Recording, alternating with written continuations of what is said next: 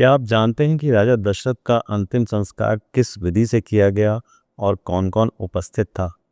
वाल्मीकि रामायण के अयोध्या कांड के 76वें चैप्टर में लिखा है कि भरत जी को रोता हुआ देखकर वशिष्ठ जी ने कहा, यह शोक छोड़ो क्योंकि इससे कुछ होने जाने वाला नहीं है।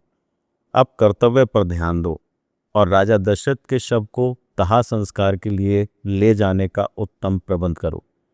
वशिष्ठ जी की आज्ञा पाकर भरत जी ने मंत्रियों द्वारा पिता के संपूर्ण प्रेत कर्म का प्रबंध करवाया।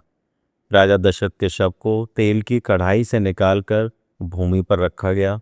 अधिक समय तक तेल में पड़ा रहने से उनका मुख कुछ पीला हो गया था। ऐसा लगता था कि महाराज सो रहे हैं।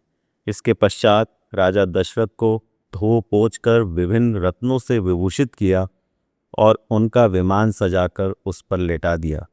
ब्राह्मणों द्वारा विधि पूर्वक हवन किया गया।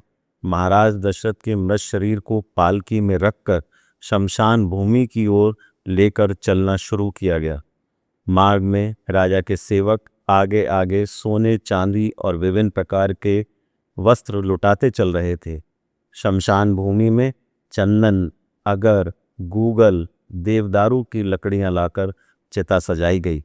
कुछ लोगों ने तरह तरह के सुगंधित पदार्थ लाकर चिता में रखे। राजा के शव को चिता पर रखा गया। ब्राह्मणों ने मंत्रों का जाप किया। दशरथ की कौशल्या आदि रानियां रथों पर सवार होकर शमशान भूमि में पहुंची और उन सब ने चिता की परिक्रमा की।